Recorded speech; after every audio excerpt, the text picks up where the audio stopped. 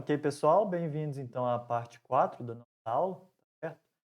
Falando ainda sobre alcance, como é que eu posso aumentar então o alcance da minha rede wireless? Uma das formas que a gente tem é utilizar pontos de acesso adicionais, ou seja, eu vou utilizar mais de um ponto de acesso, aqui estão representados, ó, um, dois, três pontos de acesso, de forma que eu consiga aumentar a área de cobertura aqui da minha rede, ok? Como é que eu faço isso? Eu ligo os pontos de acesso via rede ao meu switch ou roteador, ok? Aqui está separado por elementos diferentes, né? O roteador com o switch, mas geralmente a gente já viu que o próprio roteador ele vem com algumas portas aqui, switch. Eu posso ligar a partir deles esses pontos de acesso para aumentar o alcance da minha rede, tá? O que seria um ponto de acesso, então? Um ponto de acesso, a gente pode utilizar um roteador como ponto de acesso, né? A gente fala que a gente vai rebaixar o roteador a ponto de acesso. Basicamente, desativando o servidor DHCP e ligando esse que era roteador, né, que agora é ponto de acesso, a uma porta LAN do meu switch, ok? Por meio da porta WAN, certo? Então, essa que seria o procedimento para a gente transformar um roteador que a gente tem em casa em um ponto de acesso. Então,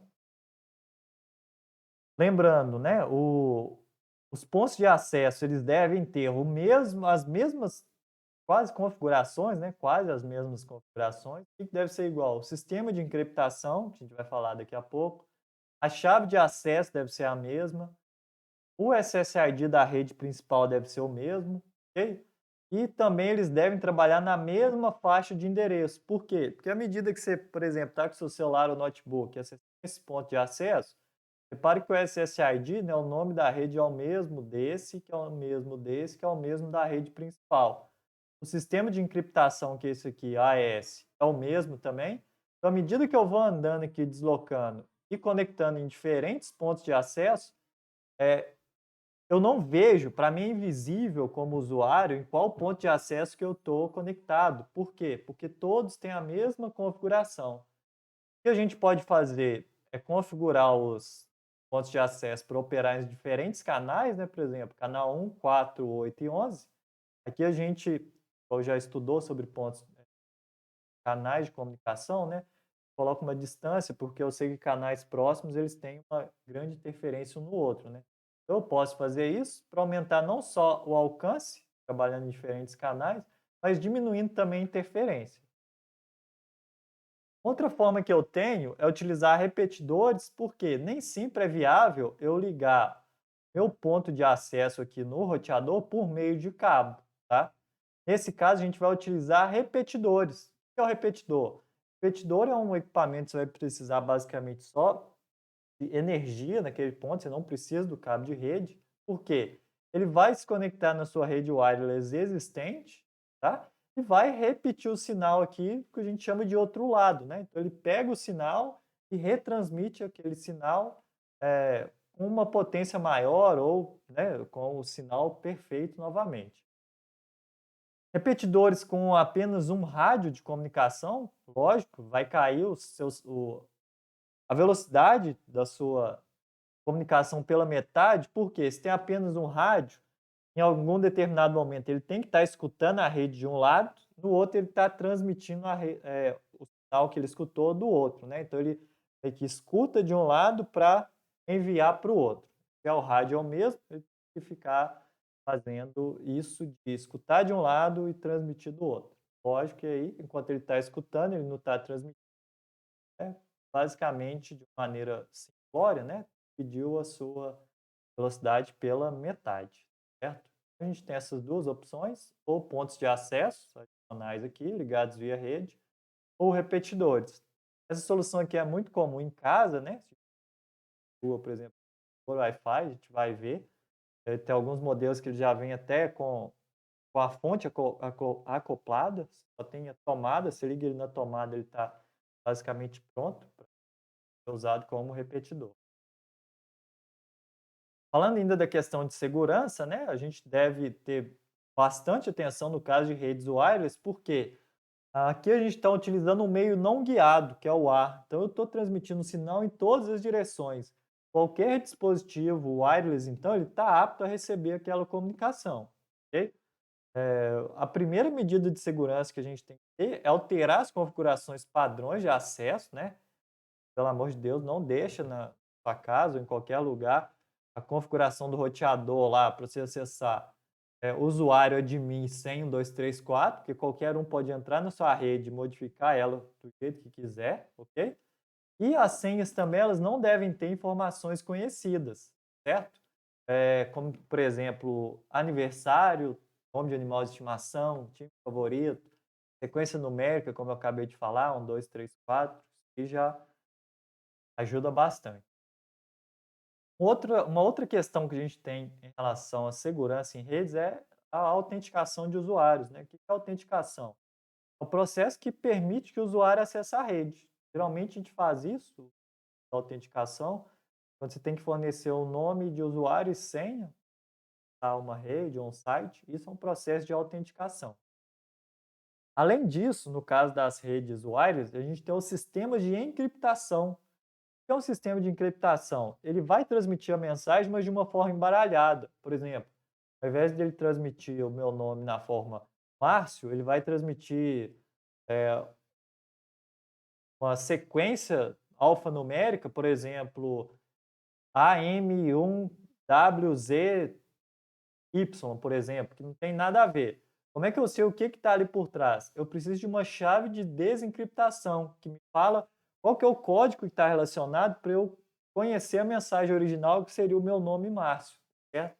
Isso que é um sistema de encriptação. Os principais sistemas de encriptação que existem, né, é o WEP, que foi o primeiro, que seria a abreviação de Wired Equivalent Privacy, ou seja, na tradução ao pé da letra, seria privacidade equivalente à cabeada.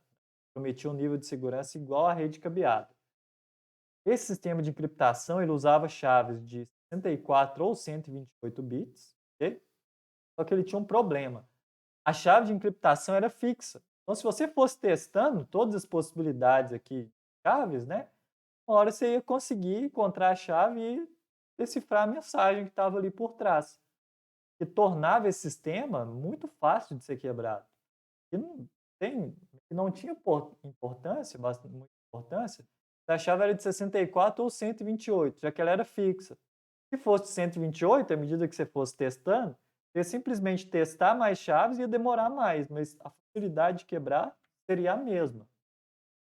Vendo isso, o pessoal resolveu criar um outro sistema mais seguro, e como o WEP, que foi esse que a gente acabou de ver, ele era muito inseguro, eles criaram um outro padrão emergencial, que foi chamado de WPA, o Wired Protect Access.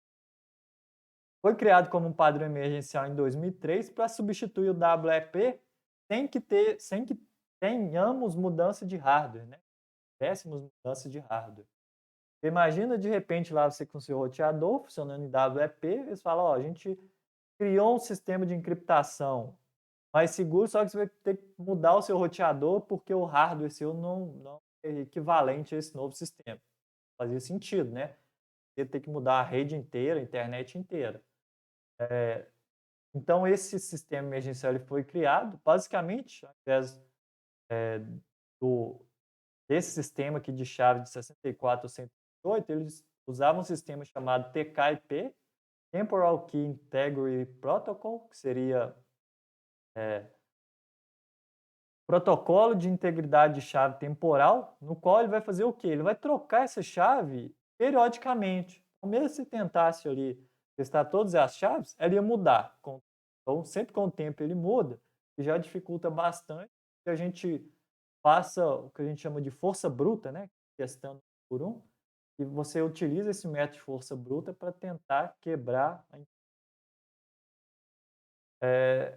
mesmo aqui, a gente precisava daquela senha inicial, que a gente chama de passphrase, né? A senha da rede, só que nesse caso aqui ela é utilizada só para a gente fazer a conexão inicial. Conecta usando essa passphrase, depois o sistema de encriptação vai utilizando o TK-IP para trocar a chave. Um ano depois disso, logo em 2004, surgiu a versão final desse protocolo, que é o WPA2, e ele recebeu o nome de padrão 802.11.i. A gente viu que os padrões wireless eles são também estão nesse padrão aqui, né, 802.11, só que o I não é um padrão em si, ele é um padrão de segurança, certo? A principal diferença é que ele usa, ao invés do TK/IP, um outro sistema de criptografia, que é o AES, né, que seria o padrão de criptografia avançado. Ele é baseado em chaves de 128 a 256 bits, que é mais seguro esse sistema, porém ele exige mais processamento, tá? Deixa eu até tirar aqui para vocês. Só que ele exige mais processamento e mais hardware, ok? Padrão mais avançado e mais seguro. Tudo bem. Em relação a sistemas de autenticação, eu tenho dois também, que seria o Personal e o Enterprise, tá? Sistema de autenticação WPA e WPA2. O Personal é o que a gente fala de versão doméstica, no qual eu tenho uma chave de autenticação, chamada WPA Personal, ou WPA PSK, tá certo? Que ela é utilizada, como a gente falou, só para acessar a rede inicialmente. E um outro padrão de autenticação, para eu poder acessar a rede, é o Enterprise. Aqui é uma versão um pouco mais complexa. Ele vai utilizar um servidor, chamado Radius, tá? Remote Authentication Dial-in User Service.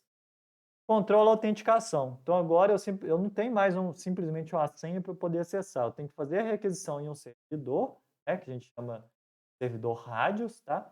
E esse servidor que vai controlar a autenticação. Por isso, muitas vezes, esse sistema aqui de autenticação é chamado de WPA Radius.